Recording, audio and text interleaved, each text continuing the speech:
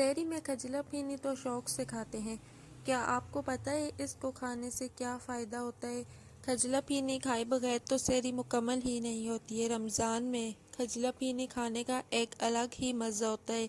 سحری میں کھانے پینے کی سب ہی چیزیں موجود ہوتی ہیں، مگر سب سے زیادہ اہم چیز کھجلا پھینی کو کیوں سمجھا جاتا ہے اور اس کے کیا فائدے ہیں۔ کھجلا پھینی کیوں ضروری ہے؟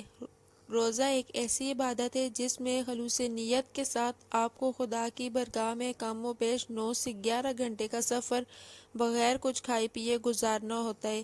ہر شخص کے لیے یہ وقت یکساں نہیں ہوتا۔ کسی علاقے میں 7 گھنٹے کا بھی روزہ ہوتا ہے اور کہیں 8 گھنٹے کا بھی۔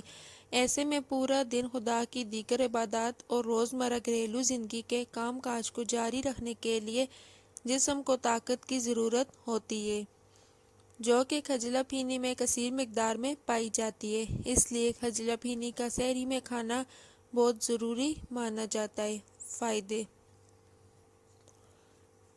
کھجلا پھینی کو کھانے سے بھوک جلدی نہیں لگتی، پیٹ بھرا رہتا ہے، خون کی کمی سے بچنے اور چکر آنے سے بچاتی ہے، پیٹ خراب ہونے سے بچاتی ہے اور پیٹ میں موجود کیڑوں کو بھی جلد از جلد باہر نکالنے کا کام کرتی ہے، معدے کو درست رکھتی اور جگر کو مضبوط بناتی ہے، ڈی ہائیڈریشن اور جسم کو خشکی سے بچاتی ہے۔ اب ہم آپ کو پھینی بنانے کا طریقہ بتائیں گے۔ پھینی اجزاء: بٹر کے لیے گھی آدھا کلو، یونی پف آدھا کلو، ڈو کے لیے میدا آدھا کلو، پانی 1 کپ یا حسب ضرورت، تیل فرائی کرنے کے لیے۔ ترکیب: گھی اور یونی پف کو پین میں 10 منٹ گرم کریں، پھر 1 گھنٹہ ٹھنڈا ہونے کے لیے چھوڑ دیں تاکہ مکھن تیار ہو جائے۔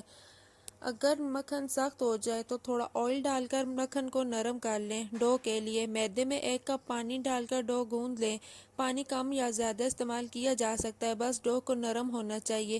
پھر ڈو کو ہاتھوں کی مدد سے گولائی میں ڈونٹ کی شکل میں گھمائیں، اب اس پر مکھن لگائیں اور 20 منٹ کے لیے چھوڑ دیں، پھر ہاتھوں سے گولائی میں اسی طرح رول کریں کہ چارکول رولز بن جائیں۔ اب رولز کو پیڑے کے سائز میں کاٹ لیں، پھر اس کے پراٹھے کے پیڑے کی طرح کے پیڑے بنا لیں اور 1 گھنٹے کے لیے چھوڑ دیں، پھر ہاتھوں سے بیل لیں۔ کڑھائی میں تیل گرم کرکے اس میں پھینی ڈال کر فرائی کر لیں، گرم دودھ میں ڈال کر سرو کریں۔